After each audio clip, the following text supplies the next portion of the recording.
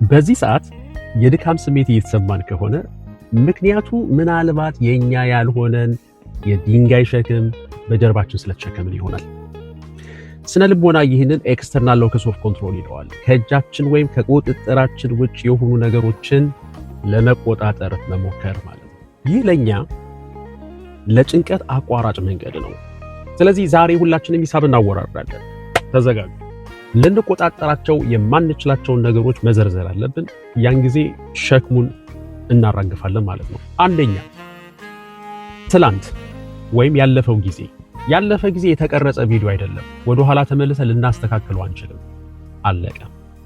በአእምሮአችን ደጋግመን ማሰባችን ራሳችንን ማሰቃየታችን እንጂ መፍትሄ አይሆንም። ሁለተኛ የሌሎች ሰዎች አስተያየት። በዓለም ላይ ምርጡና ጣፋጩ ሰው ብንሆንም እንኳን ጣፋጭ ነገር የሚጠላ ሰው መኖሩ አይቀርም። ይህ የኛ ችግር አይደለም። ሶስተኛ ነገ ወይም የወደፊት ጊዜ ማለት ነው። ልናቅድለት እንችላለን፣ ነገር ግን ልንቆጣጠረው አንችልም። አራተኛ የነገሮች ውጤት። እኛ መቆጣጠር የምንችለው ጥረታችንን ብቻ ነው። የምንዘራውን ዘር መምረጥ እንችላለን። ምርቱንና ውጤቱን የሚቆጣጠረው ግን እግዚአብሔር ብቻ ነው። ማቴዎስ ምዕራፍ 6 ላይ ጌታችን ኢየሱስ ክርስቶስ በተራራው ስብከት ላይ እንዲህ ብሏል። በጣም ጥልቅ የሆነ ጥያቄ ነው የሚጠይቀው።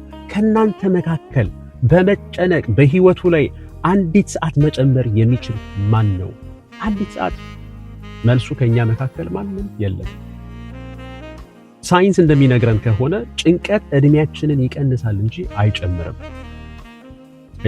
ወገኖቼ። እግዚአብሔር እጃችንን አጣጥፈን እንድንቀመጥ እያዘዘን አይደለም። ነገር ግን ትኩረታችንን እንድንሰበስብ እግዚአብሔር ይፈልጋል። ምሳሌ 19:21 ላይ እንዲህ ይላል፣ በሰው ልብ ብዙ ሐሳብ አለ፣ የእግዚአብሔር ምክር ግን እርሱ ይጸናል። ይህ ማስፈራሪያ አይደለም። ይህ ለኛ ነፃነት ነው። የእግዚአብሔር የሆነው እሱ ይጸናል። በልባችሁ የምታስቡት ነገር ሊኖር ይችላል። የእግዚአብሔር የሆነው ብዙ ነገር ሊኖራችሁ ይችላል ውስጣችሁ። የእግዚአብሔር የሆነው ግን እርሱ ይጸናል። ይህ ማለት የዚህ ዓለም አስተዳዳሪ መሆን አይጠበቅብንም ማለት ነው በሌላ ቋንቋ። ለምን? ቦታው አስቀድሞ ተይዟል። ስለዚህ የዛሬው ቁልፍ ይህ ነው። ፍጹም የሆነ መቀበል፣ ራዲካል አክሰፕተንስ የሚባለው። የኛ ያልሆነውን ነገር እንለይ።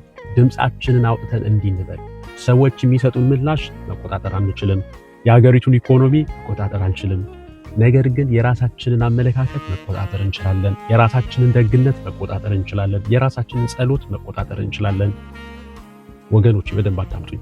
ሰላም ማለት የችግር አለመኖር ማለት አይደለም። ጸጥ ረጭ ማለቱ አይደለም። የነገሮች እንደዛ መሆን አይደለም። ሰላም ማለት እግዚአብሔር ነገሮችን እንደተቆጣጠረ የኛ ቁጥጥር ግን እንደማያስፈልግ መረዳት ማለት ነው። ድንጋዩን እናራግፈው፣ ቀለል ይበለን።